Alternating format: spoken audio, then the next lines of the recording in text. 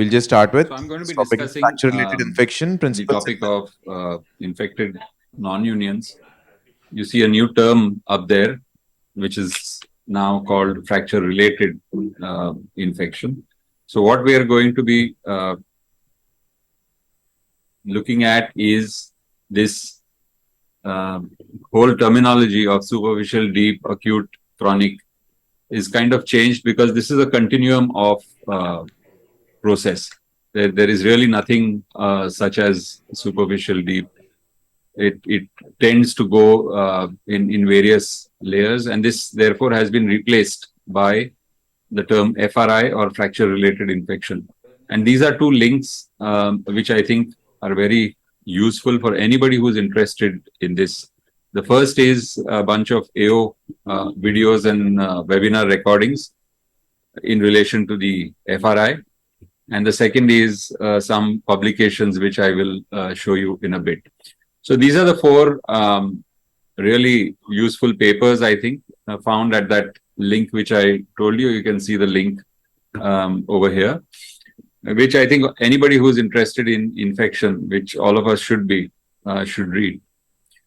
So we'll talk about the treatment strategies for FRI, and in that, I think the two main things, especially in relation to infected non-union, is one, prevention, and second is the treatment of infection, either eradicate it or control it. The healing of the fracture per se is a bunch of concepts in terms of what is needed for healing, and that's the same as an aseptic. That is alignment, stability, and contact. Whenever we do a non-union, we are looking for absolute stability, and then the biology and maintenance of the function. I think there are some important habits to inculcate in terms of prevention of early infection. And these are, one, only to use perioperative. That is a short time, 24 to 48 hours of perioperative IV antibiotics, and then no antibiotics. Treat internal fixation as carefully or as gingerly as you would a knee replacement or a hip replacement in terms of the importance of asepsis. Open fractures should be debrided thoroughly. We always say radical debridement, but I think sometimes the execution of that term, radical debridement, is not appropriate. And remember to take a swab after the debridement, because that's the bug which will usually cause the infection. Out of all of the various antibiotics which are there, again, following up on the importance of debridement, a scalpel is the best antibiotic in an open fracture as well as in early infection. Avoid these ascending ladder antibiotics, trying to reach to the highest antibiotic to try and get control on the infection. If you are in doubt, I think it's always a better idea to open, debride, and lavage the incision. So there's a very good diagnosis algorithm in this paper. This is freely available on the net, and you can go through that. I will write down some of the points that they have made. As to when should you go in for surgical exploration, whenever you have a confirmatory sign, which is a fistula, a sinus, or a wound breakdown, a purulent discharge or frank pus. The other things which we normally call signs of infection, they have classified as suggestive. That is the clinical signs of redness, fever, radiological signs, inflammatory markers, out of which I think the CRP is really the most important. A new onset of joint effusion and wound drainage, which is either started newly or is increasing or is persistent. But I think the bottom line is that you should have a low threshold for the suspicion of infection. After you've done surgical exploration, you will get some material for culture, etc. And if you've got pathogenic bacteria from at least 2 of the 5 sites that have been sampled, or if you find microorganisms which are confirmed by histopath, in the deep tissue. Or if you get 5 polymorphonucleus per high power field, again confirmed by histopath, then these are confirmatory signs. But even if you have a suggestive sign such as bacteria isolated only from one site, in combination with other suggestive signs, you should carry a high suspicion for infection. And here is the importance of what's known as a MDT, that is a multidisciplinary team.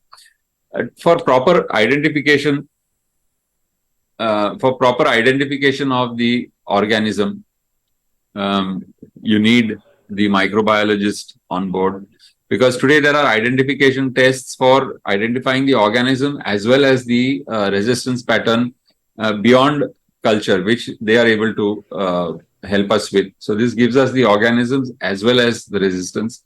Remember that patient should have an antibiotic free period before you harvest the samples.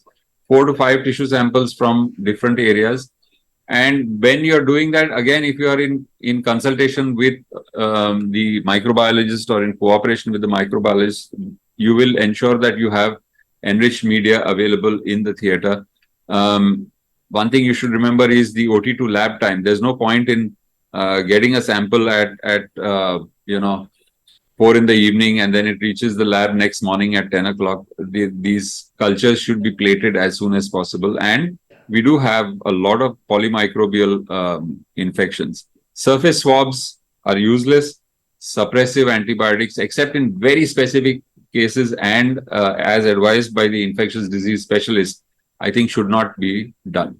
So the same management algorithm, there is a good article which has this management algorithm in terms of the general treatment principles, which is primarily, as I said, surgery. You should have a good debridement where you would usually remove the implant, and most importantly is the biofilm on the surface of the bone, on the surface of the implant, in the fracture gap, etc. Because this is what leads to recurrence of infection. In terms of the implant, depending on what situation you are in, you may do a removal, you may do an exchange. In certain cases, you may do a retention. There is a difference in a nail and a plate, which I'll come to in a bit. You also have to consider the issue of stability, because infection can never be eradicated in the presence of instability. So removal of implant and then put in a cast, generally waiting for the infection to settle, I would say as a general rule, is not a good idea. If need be, you can use an appropriate external fixator. And don't forget the importance of the use of a local antibiotic depot. Depending on the circumstances, you may decide to use an absorbable or a non-absorbable local antibiotic depot.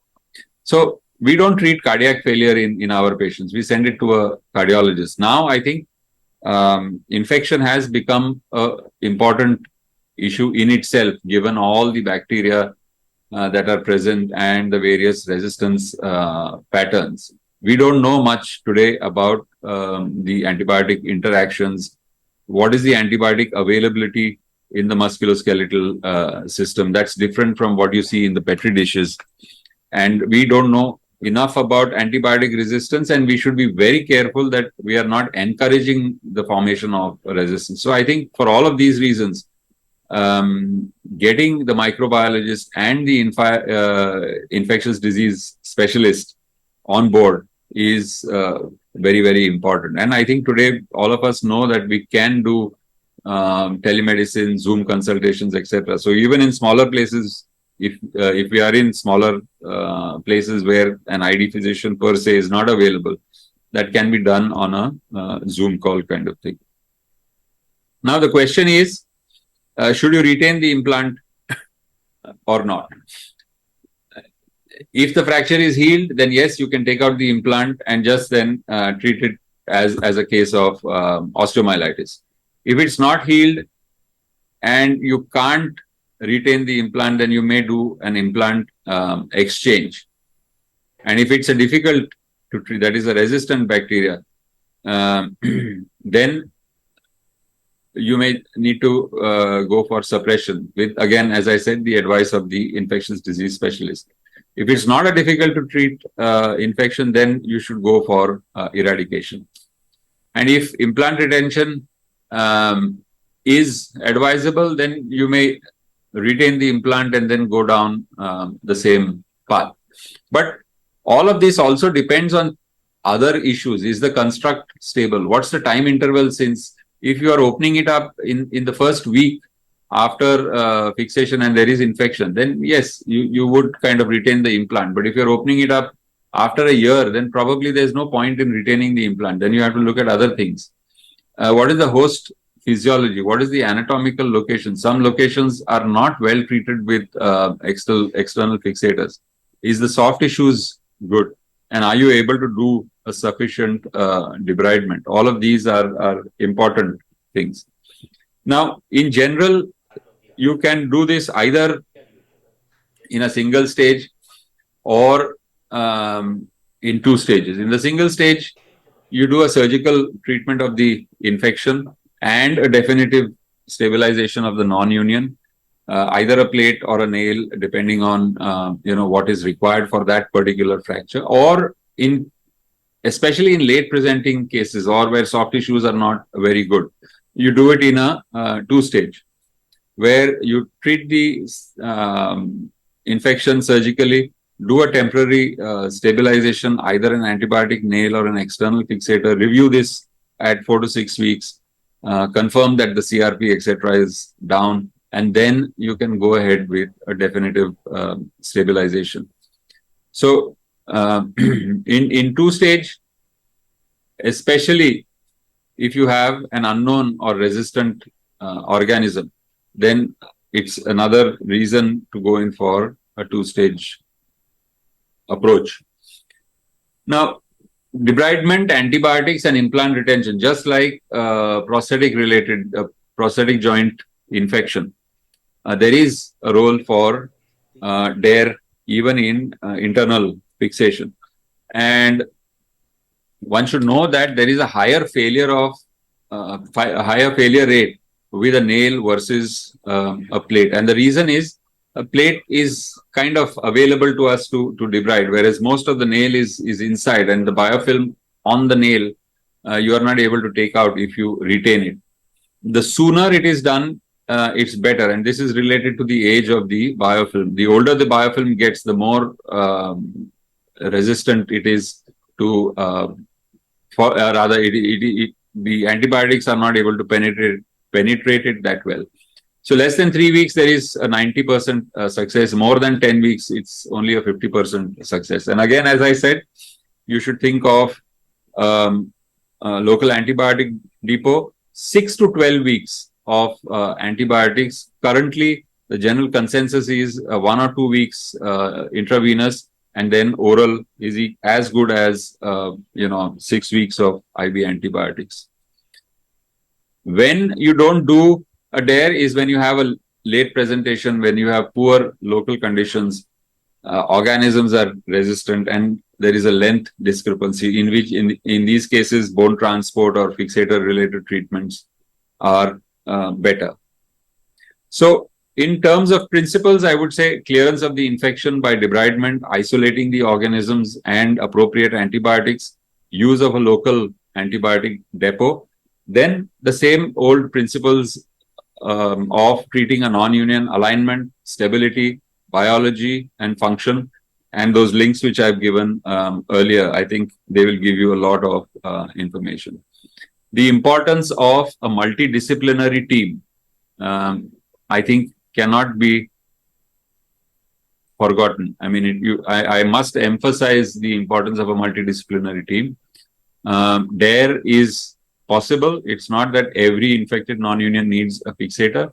Depending on what the circumstances are, you can do a single stage or a multi-stage treatment. In terms of Elizarov, we say monofocal, bifocal, or trifocal if there is a bone gap. Vascularized fibula is another way of treating a bone gap, as well as an induced membrane. But these are specific situations where there is a bone gap. Thank you.